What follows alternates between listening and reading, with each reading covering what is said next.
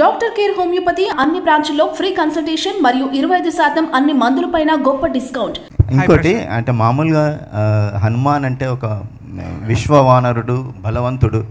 So అలా ఒక Prabhas stature ఉన్న హీరో చేస్తే ఒక ఒక రియాలిటీ వస్తుంది. అలాంటి ప్లేస్లో తేజాన్ని తీసుకోవడానికి ముఖ్య కారణం ఏంటి సార్? ప్రభాస్ గారికి పవర్స్ రావాల్సిన అవసరం లేదు సార్. సో నిన్న సలార్ ట్రైలర్ చూసారు కదా మనం. సలార్ ట్రైలర్లో ఆయనకి పవర్స్ అవసరం లేదు, ఆయనకి హనుమంతుడు ఇవ్వాల్సిన బలం లేదు, ఆయన ఆల్రెడీ అంత బలస్తుడు. సో తేజ హనుమంతుల వారి రోల్ ప్లే చేయట్లేదండి. ఒక నార్మల్ మీలాగా నాలాగా, అంటే మీకన్నా కొంచెం సన్నగా ఉన్నాడు, బట్ చాలా ఒక ఫ్రేల్, అంటే ఒక పవర్ లేని ఒక మనందరిలాగా రిప్రజెంట్ చేసే ఒక క్యారెక్టర్. ఇప్పుడు మెయిన్గా సినిమా థీమ్ ఏంటి అంటే కనుక ఒక ధర్మం కోసం, ఒక రైటియస్నెస్ కోసం ఎవరైతే ఫైట్ చేస్తారో వాళ్ళకి ఎప్పుడు హనుమంతుడు వెనకాల ఉంటాడు అన్నది main theme of the film sir. So అలా తేజ వెనక ఎలా హనుమంతుడు ఉన్నారు, సో మీరు కూడా అందరూ ఆడియన్స్ ఎలాగైతే ధర్మం కోసం ఫైట్ చేస్తే మీ వెనకాల కూడా హనుమంతుడు ఉంటారు అన్నది మెయిన్ సినిమా థీమ్ సార్. కానీ మన పురాణాలను బేస్ చేసుకొని సినిమా తీసినప్పుడు ఎన్టీఆర్ నుంచి మొన్న రాఘవేంద్రరావు వరకు కూడా చాలా నిష్ఠతో చేశారు. Correct sir. మీరు ఈ సినిమాలో ఎలాంటి భక్తి నిష్ఠ ఎలాంటి పాటించారండి?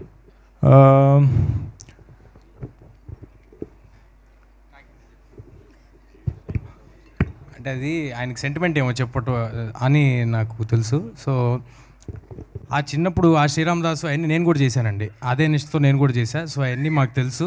అలా అంతే జాగ్రత్తగా ఈ సినిమా కూడా చేసాము. అట్లా అన్నిటికంటే ముందు మా సినిమా పట్ల డెడికేషన్, హార్డ్ వర్క్ ముందు నిలబడిందండి. సో మీరు ఇక్కడ చూస్తే స్టేజ్ మీద హనుమంతుల వారి విగ్రహం ఉంటే మేము చెప్పులు కూడా వేసుకోకుండా వచ్చాం. సో అలాగే చేసామండి, అంతే జాగ్రత్తగా చేసాం సార్.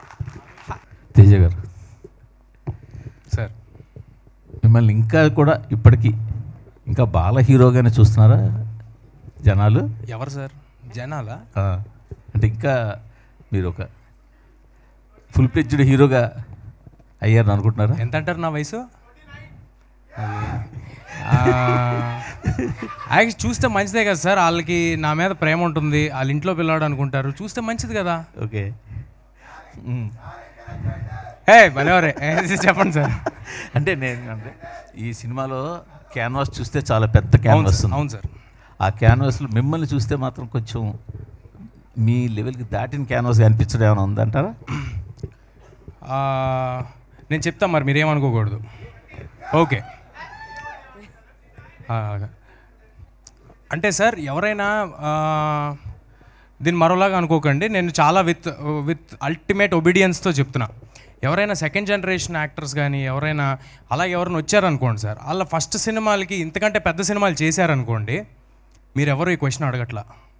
మీరు నాలాంటాళ్ళు చిన్నప్పటి నుంచి ఇక్కడ ఉండి ఎన్ని సినిమాలు చేసి, నేను పెద్దయ్యాక మళ్ళీ ఓబేబీలో క్యారెక్టర్లు చేసుకుని ఎంతో సినిమా చేసి బయట డైరెక్టర్లతో సినిమాలు చేసుకుని వచ్చి ఏదో మౌంట్ చేసుకుని కింద మీద పడి చేసి చేసి చేసి కష్టపడి ఓన్లీ ఒకటే అండి, ఇక్కడ బతకాలి అనే కష్టపడి సినిమా చేస్తే మీరు అదేదో చిన్న చూపు చూసినట్టు అనిపిస్తుంది. సరిపోతారా అంటే అంటే నా ఉద్దేశం ఏంటంటే సార్, నా ఉద్దేశం ఏంటంటే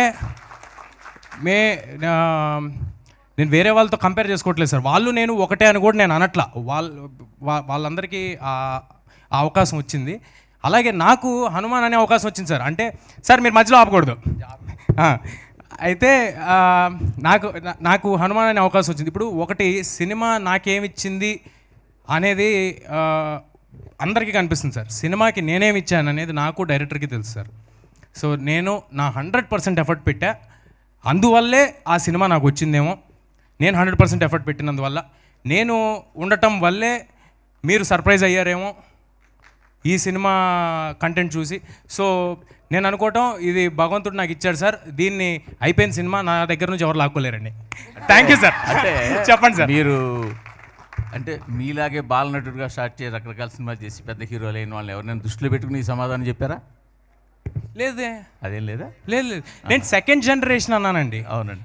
నాలాంటి వాళ్ళు అంటే బయట నుంచి వచ్చిన వాళ్ళందరి గురించి అంటున్నానండి. బయట నుంచి వచ్చిన వాళ్ళందరూ ఏదైనా ఇలాగా కొంచెం మ్యాగ్నానిమస్ ఫిల్మ్స్ కానీ ఏదైనా అటెంప్ట్స్ కానీ అంబిషియస్ అటెంప్ట్స్ కానీ ఏదైనా చేసినప్పుడు అసలు మీ గురించి కాదు సార్, మీరు అన్నమాట గురించి కాదు.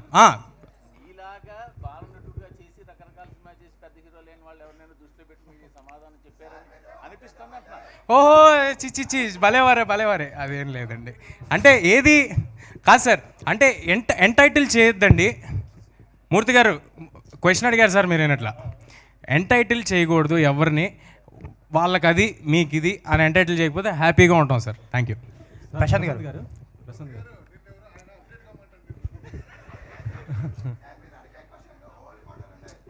కూర్చోండి.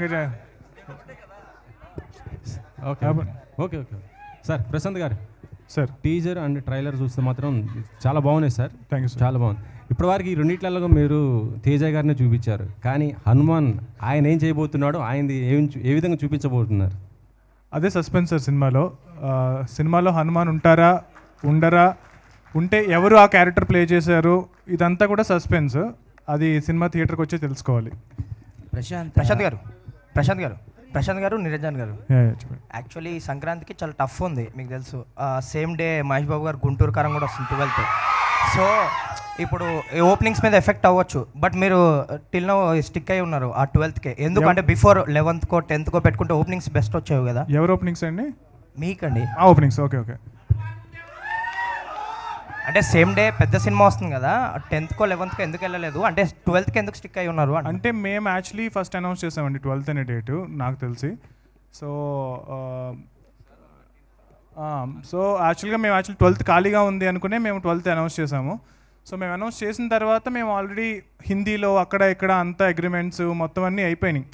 సో మేము తర్వాత మళ్ళీ మారడానికి కూడా అవకాశం లేదు. సో డెఫినెట్గా మహేష్ బాబు గారు చాలా పెద్ద స్టారు. సో నేను కూడా ఆ సినిమాకి ఆ రోజు ఫస్ట్ డెఫినెట్గా చూస్తాను. అండ్ నాకు కూడా చాలా ఇష్టమైన యాక్టర్, ఇష్టమైన డైరెక్టర్, నా favourite hero. So Mahesh Babu. Prashanth గారు సార్, మనకు ఇప్పటివరకు ఇండియన్ సినిమాలో ఇలాంటి ఒకసారి ఫినిష్ చేసేస్తాను సార్. బేసికల్గా మా సినిమా ఫస్ట్ 1-2-3 డేస్ కలెక్షన్స్ మీద డిపెండ్ అయ్యే సినిమా కాదని మేము నమ్ముతున్నాం సార్. సో మా సినిమా అంటే చాలా ఎక్కువ రోజులు వెళ్తుంది అన్న నా నమ్మకం చాలా ఎక్కువ ఉంది మాకు కానీ ప్రొడ్యూసర్ కానీ సినిమా చూసుకున్నప్పుడు. సో ఈ సినిమాని ఒకసారి వచ్చి చూస్తారు, మళ్ళీ వచ్చి చూస్తారు, హనుమంతుడి కోసం మళ్ళీ వస్తారు. సో అలా మల్టిపుల్ థింగ్స్ ఉన్నాయి సినిమాలో రెండోసారి వచ్చి చూడడానికి. సో మా నమ్మకం ఏంటి అంటే కనుక ఈ సినిమా ఎక్కువ రోజులు ఆడుతుందని మా నమ్మకం. సో మేము Day 1 ఎన్ని థియేటర్స్లో రిలీజ్ చేస్తామన్నది క్వశ్చన్ కాదండి, ఫస్ట్ వీక్ అన్నది క్వశ్చన్ కాదు. సో ఎన్ని రోజులు మా ప్రయాణం సాగుతుంది అన్నది మా క్వశ్చన్. సో మా నమ్మకం మేము హనుమంతుడిలాగా చాలా చిన్నగా మొదలవచ్చు, బట్ హనుమంతుడు ఎలాగైతే ఎంత పెద్ద ఆయన అవ్వగలరో మా సినిమా కూడా ఆ రేంజ్కి వెళ్తుందని మేము నమ్ముతున్నాం.